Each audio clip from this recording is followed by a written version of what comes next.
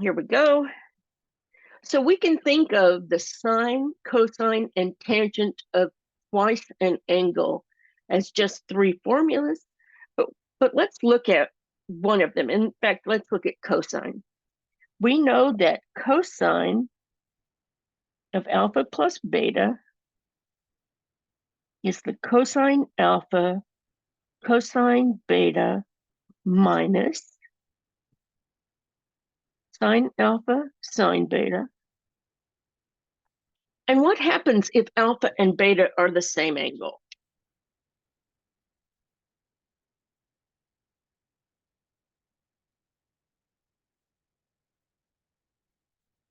Do we get alpha plus alpha? Is that 2 alpha?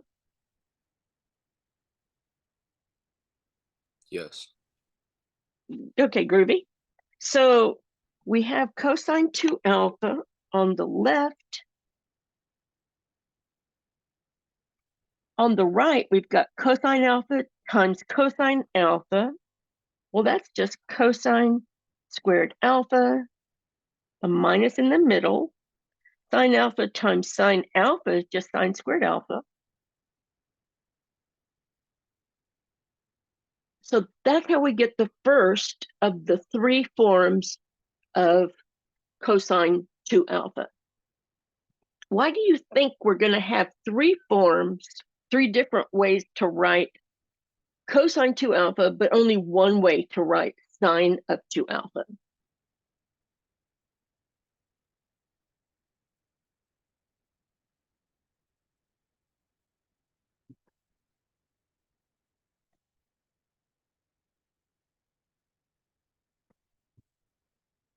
Because here,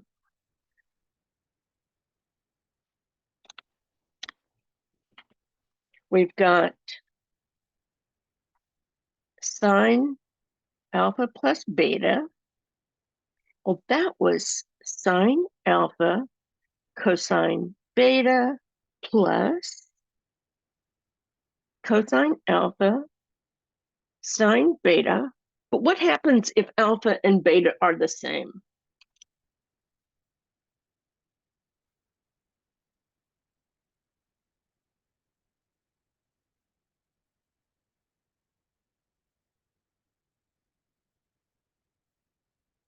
Do you see that both terms on the right side, we have a sine alpha, cosine alpha, and here's another cosine alpha, sine alpha. So we get two of them. 2 sine alpha, cosine alpha, and alpha plus alpha is indeed 2 alpha. And the reason we only get one way to write that is that we don't have another formula for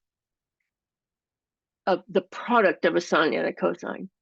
But here for the cosine of 2 alpha, we've got a cosine squared alpha and a sine squared alpha. Do we have other ways to write cosine squared alpha or sine squared alpha?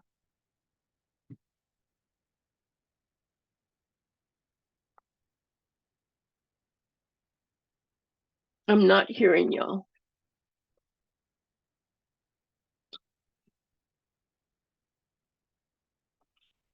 Okay, so we can use the first Pythagorean identity.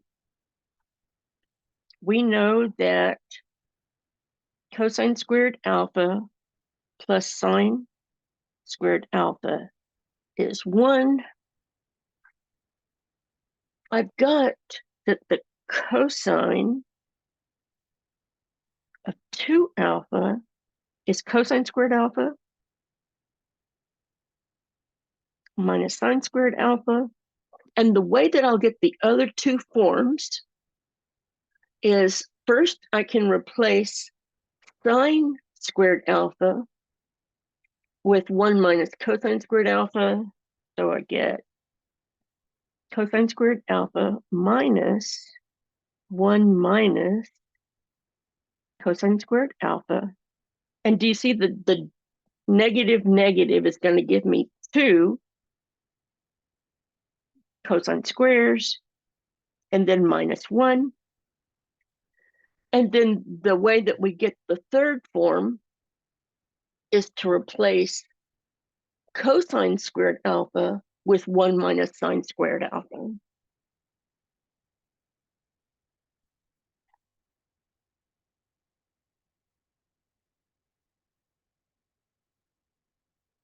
Because now we've got negative sine squared alpha minus another sine squared alpha, or 1 minus 2 sine squared alpha. The fact that we have 3 ways to write cosine 2 alpha is really, really important to us. And again, we can see that the tangent of 2 alpha just occurs because if we let beta equal alpha, we'll have the tangent of alpha plus the tangent of alpha, so 2 tangent alpha. And in the denominator, tangent alpha times tangent alpha is tangent squared alpha, and the signs in the denominator are opposite, so a plus sign becomes a minus, and that's how we get that third form. So let's practice working some of these questions.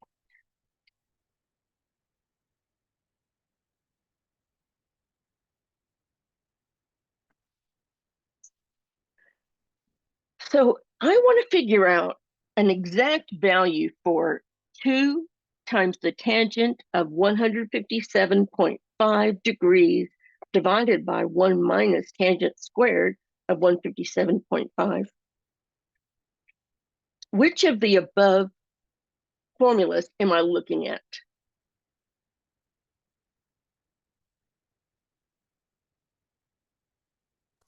For which equation again? So we're looking at finding an exact value for 2 tangent It of will be 100. 2 2 times alpha. The Good. third equation. Yes. So we want to see what is 157.5 times 2.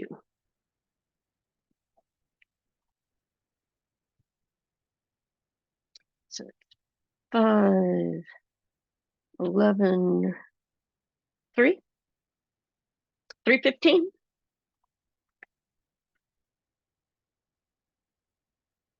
Is that right? Yeah, looks right. Okay. And I'm not at all good at remembering where the degrees are. So let's just see. I know it's in quadrant 3. There's 215. So it's at 7 pi over 4. That means I'm going to go with square root of 2 over 2, square root of 2 over 2. But more than that, if the tangent is sine over cosine, and the sine and the cosine are almost the same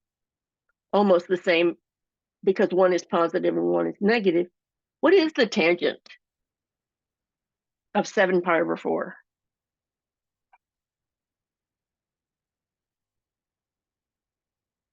-1. Good. Oh, that's nice. That'll make this formula super easy.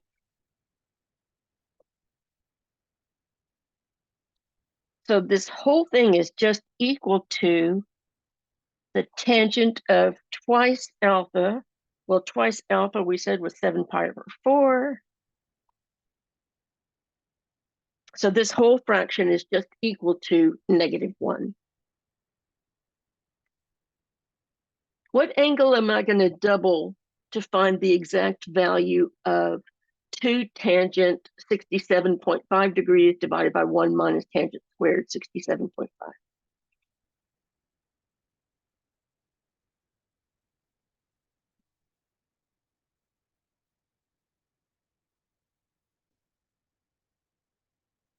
Could you say that one more time? Sure. What angle am I going to double in order to find the value, excuse me, of 2 tangent 67.5 degrees divided by 1 minus tangent squared 67.5? which angle are you going to double? Like multiply by 2? Is that what you're saying? Uh-huh. Or Yes, which one? the numerator looks like 2 times the 67.5. Is that correct? So yeah, since this falls into the form of 2 tangent alpha over 1 minus tangent squared alpha, if I multiply alpha by 2, let's see what that would be. 67.5 times 2.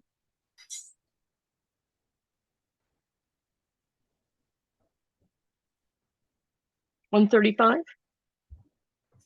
Yeah. Yep. And 135 is 3 pi over 4. How can I use that fact? How can I use the fact that 67.5 doubled is 135? If I want to figure out the exact value of 2 tangent 67.5, etc.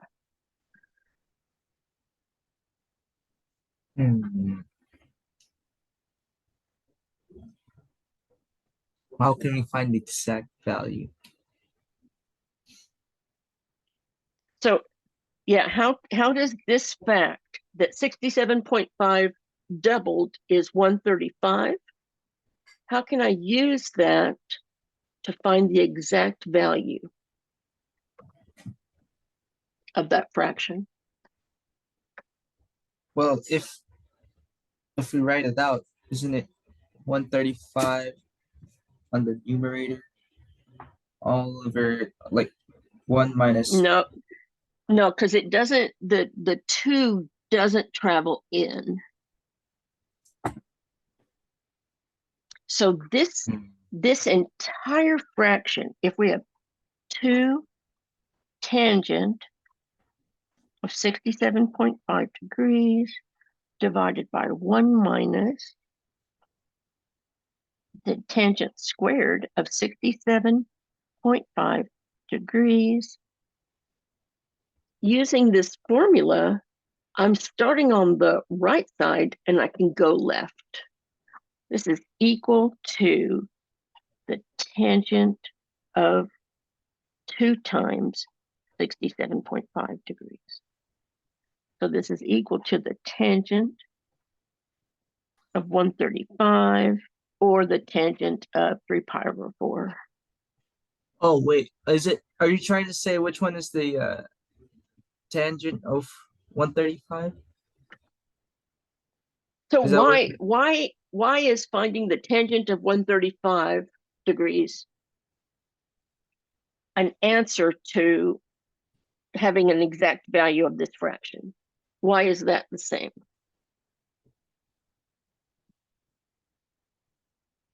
Because that fraction is equal to the tangent of 135 degrees. Excellent.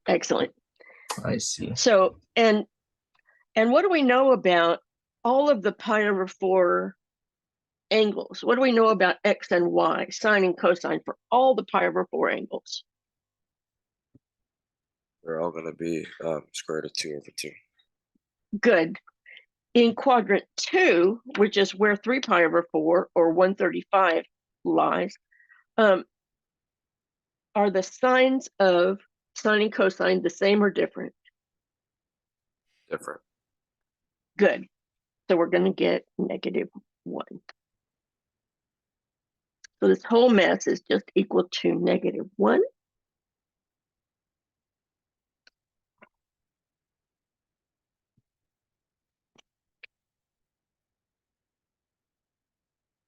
We have about 12 more minutes in this class as well. Oh, thank you very kindly. So let's just quickly look at which of these properties above am I going to use if I want to find an exact value of 1 minus 2 sine squared of something?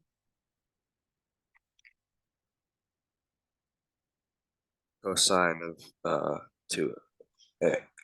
I mean, alpha. Yes, good. So I've got 1 minus 2 sine squared. I've got alpha is 7 pi over 8, pardon me, 5 pi over 8. And I said, this is the cosine of 2 times 5 pi over 8. And what is 2 times 5 pi over 8? Can we reduce? It would be 10 pi over 8, and then we could reduce that to be, oh yeah, 5 over 4. Good. Either way is correct. Either is great. And 5 pi over 4, where is 5 pi over 4, first of all? In the third Which quadrant? Good. And the cosine in the third quadrant, positive or negative? Negative.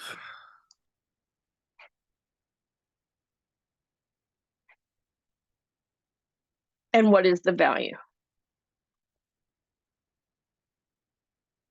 Of the cosine?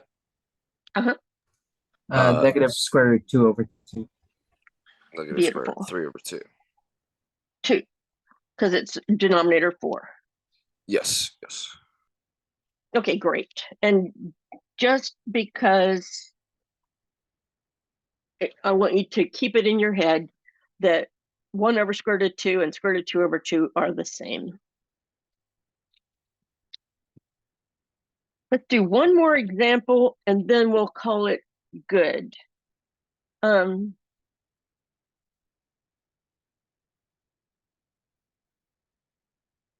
Let's look at example 5.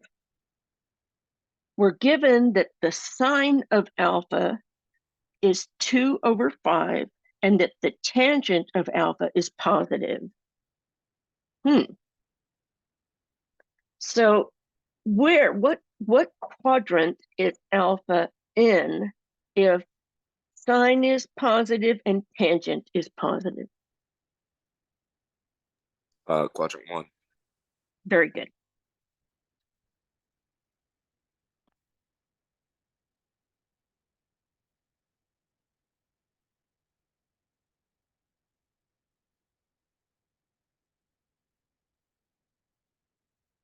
And we're given that the sine of alpha is 2 over 5. How can I label the sides?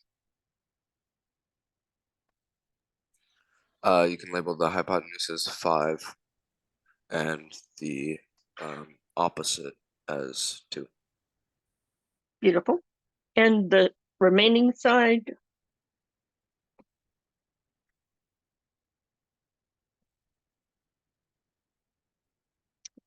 So we know a squared plus, yeah. So we have a squared is 25 minus 4 or 21. And now what? And now we take the square root of 21. And we have to slap 1 in here. Plus or minus. Beautiful. And in quadrant 1, is a positive or negative?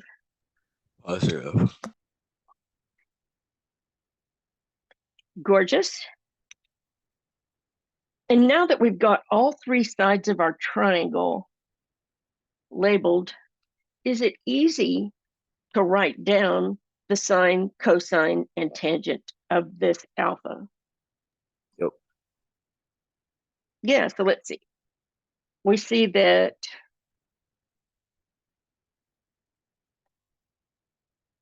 sine alpha, that's what we started with, but let's go ahead and write it down. That'll be 2 over 5. Cosine alpha is square root of 21 over 5. And the tangent of alpha is 2 over square root of 21.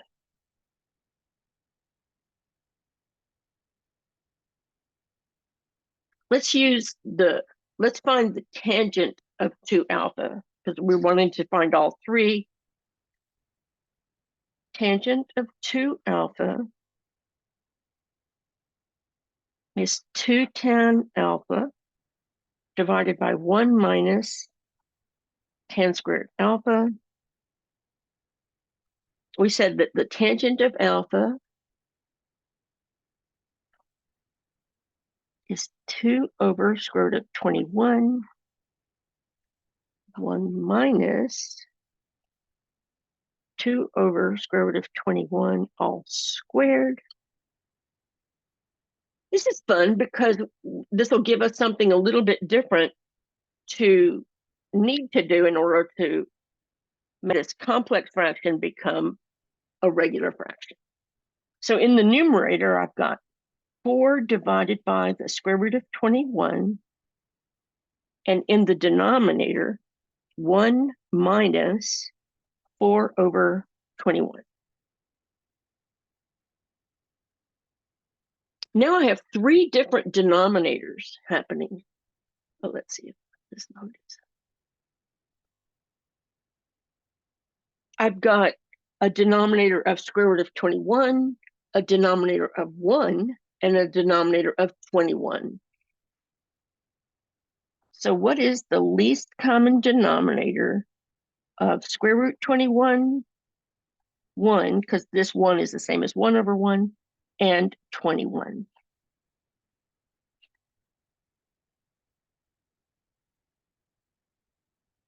With least common denominator, do we go up or down? Do we go bigger or smaller?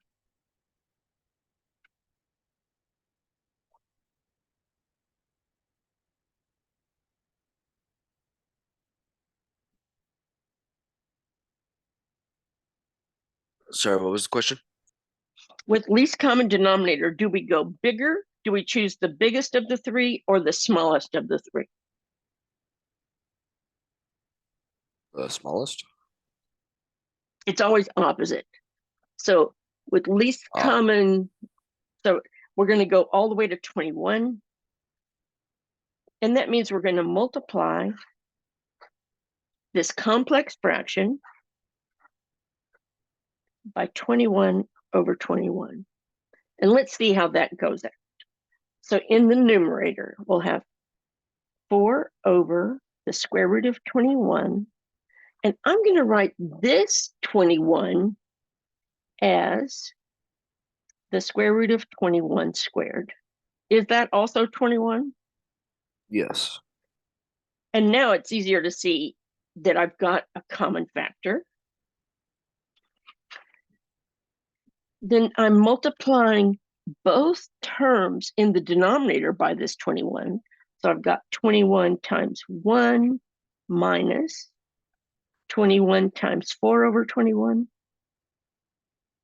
Now I'm all set up to divide out anything common. In the numerator, what divides out?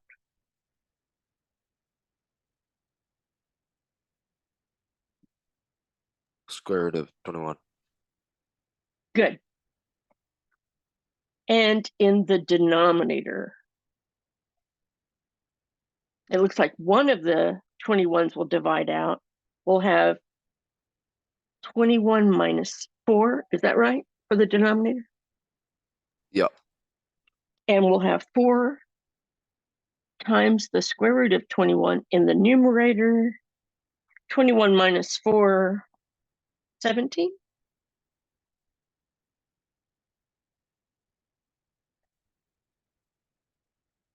So the tangent of 2 alpha is 4 square root of 21 over 17.